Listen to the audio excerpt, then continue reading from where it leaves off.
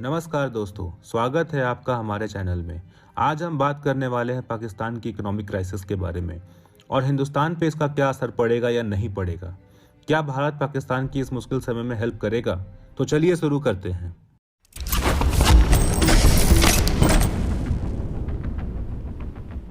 कर्ज के दुष्चक्र में फंसा पाकिस्तान आर्थिक संकट में गहराता जा रहा है। श्रीलंका के फाइनेंशियल कम पॉलिटिकल संकट में हालिया यादों को फिर से ताज़ा करता है। रिपोर्ट में दावा किया गया है कि पाकिस्तानी रुपए रिकॉर्ड निचले स्तर पर गिरने और पेट्रोल की कीमतें तेजी से बढ़ रही लगी हैं। पाकिस्तान अपने नागरिकों की बुनियादी मांगों को पूरा करने में संघर्ष कर रहा है, लेकिन पाकिस्तान इतनी गंभीर स्थिति में क्यों है? क्राइसिस से बाहर निकलने के लिए वह क्या कर रहा है और क्या भारत को टेंशन होना चाहिए? पाकिस्तान की अर्थव्यवस्था लंबे समय से अनस्टेबल है। अंतर यह है कि आज ये पतन के कगार पर है। वर्ल्ड बैंक ने पिछले साल अक्टूबर में जारी अपनी रिपोर्ट में कहा कि पिछले 2 दशक में पाकिस्तान ने गरीबी तो बहुत ही कम कर ली है, लेकिन ह्यूमन डेवलपमेंट के परिणाम पिछड़े गए हैं, जबकि आर्थिक विकास अनस्टेबल और धीमा रहा है। पाकिस्तान की इकोनॉमिक क्राइसिस को लेकर के बहुत सारे कारण हो सकते हैं।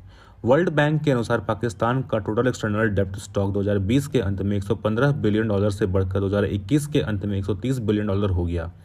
CEIC के आंकड़ों से पता चलता है कि सितंबर 2022 में देश की बाहरी कर्ज $126 बिलियन तक पहुंच चुकी है।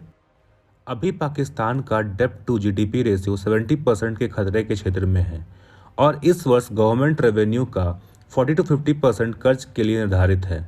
मिंट की रिपोर्ट के मुताबिक पाकिस्तान के $27 बिलियन के बायलैटरल डेब्ट में से करीब $23 बिलियन चाइना का कर्ज है। पाकिस्तान में महंगाई दर 28 साल के उच्चतम स्तर पर थी क्योंकि खाद्य पदार्थ, कच्चे माल, उपकरणों के हजारों कंटेनर गैस संकटग्रस्त सरकार द्वारा आयात में कटौती के बाद बंदरगाहों में फंस गए हैं।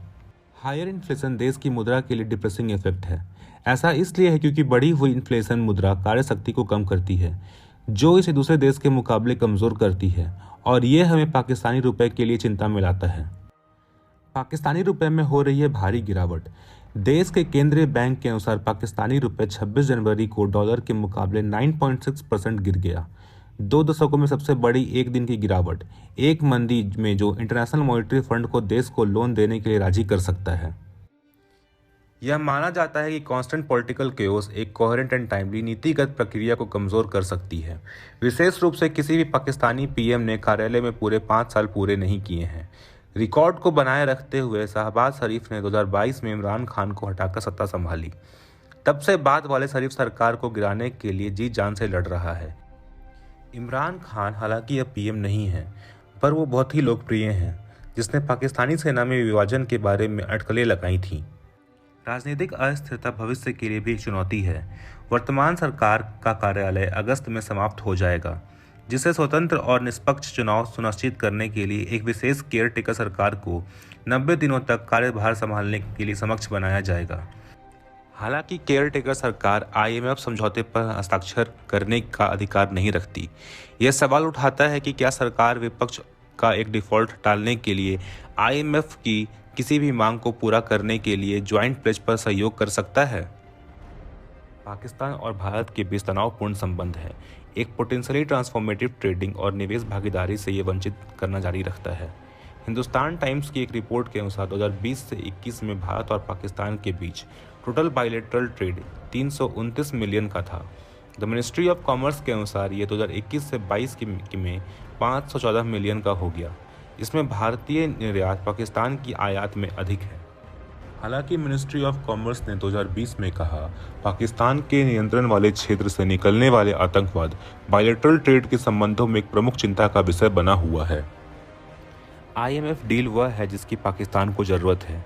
सैस स्ट्रैप देश ने 31 जनवरी को IMF के साथ एक आर्थिक मंदी को दूर करने के लिए 7 बिलियन बेल आउट से रुके हुए फंड को अनलॉक करने की अपनी प्रारंभिक वार्ता की। शरीफ आशावादी है कि IMF डिसबर्समेंट फिर से शुरू करेगा। हालांकि घरेलू एनालिस्ट का मानना है कि सरकार को मामला कठिन लगेगा क्योंकि IMF महत्वपूर्ण बेल्ट कसने की मांग कर रहा है, जो कि बहुत ही अनपॉपुलर तय हो सकता है। पाकिस्तान ने 2019 में $6 बिलियन का IMF बेल आउट हासिल किया था, जो पिछले साल $1 बिलियन के साथ सबसे ऊपर रहा था। यह IMF की विस्तृत फंड सुविधा की 9वीं समीक्षा है, जिसका उद्देश्य भुगतान संतुलन संकट का सामना कर रहे देशों की मदद करना है। यदि जून तक डिस्बर्समेंट नहीं आता है तो नई सरकार के कार्यभार संभालने से पहले 6 महीने का अंतर हो सकता है, जिसके दौरान पाकिस्तान को धन की कमी हो जाएगी, जिससे प्रभावी रूप से 220 मिलियन आबादी को समस्या उत्पन्न हो सकती है। पाकिस्तान को कितने पैसों की ज़रूरत है? मॉनेटरी कंट्रोल ने स्टेट बैंक ऑफ पाकिस्तान के हवाले से कहा कि देश को अगले 12 महीने में ऋण दायित्वों से उत्पन्न भुगतान करने के लिए 20 अरब डॉलर की ज़रूरत है।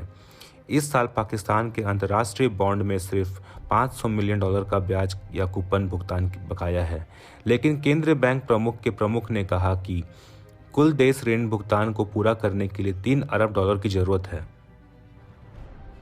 पाकिस्तान के अधिकांश बॉन्ड अभी भी उनके अंकित मूल्य के आधे से भी कम पर कारोबार कर रहे हैं। पाकिस्तान के फॉर्मर फाइनेंस मंत्री मतीफ इस्माइल का कहना है कि उन देशों के पास जाना बेहतर हो सकता है जिन पर हमारा बहुत ही अधिक बकाया है, या उन संस्थानों के लिए जो हम पर बकाया है।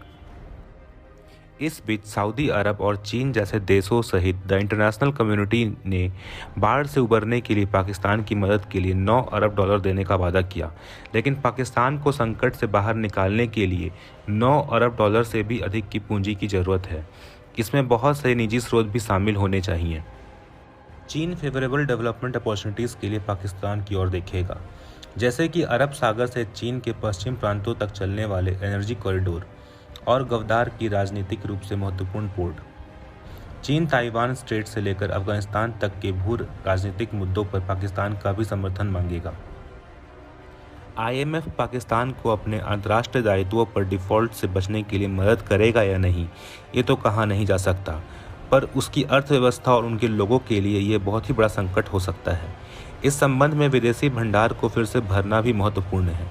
सहायता कार्यक्रम भी बाढ़ की वसूली को संबोधित करने में मदद करेगा, लेकिन यह बहुत अधिक प्रबंधनीय होगा यदि पाकिस्तान का भंडार उस स्तर पर बढ़ जाता है जो अपने कर्ज का भुगतान करने की क्षमता में विश्वास पैदा कर सकता है।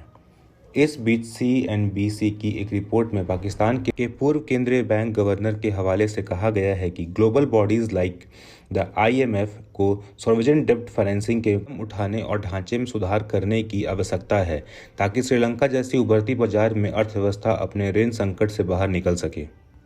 क्या भारत को चिंता करनी चाहिए? क्या भारत में पाकिस्तान से आने वाले शरणार्थियों की मदद होगी? एक कार्यकर्ता ने हाल ही में ANI को बताया है कि POK के निवासी भारत में शामिल होने को तैयार हैं। उन्होंने गेहूं, आटा और उदय के भाव के बारे में बताया। उन्होंने एक वीडियो में कहा, लोग तंग आ चुके हैं, लोग POK में विरोध प्रदर्शन कर रहे हैं।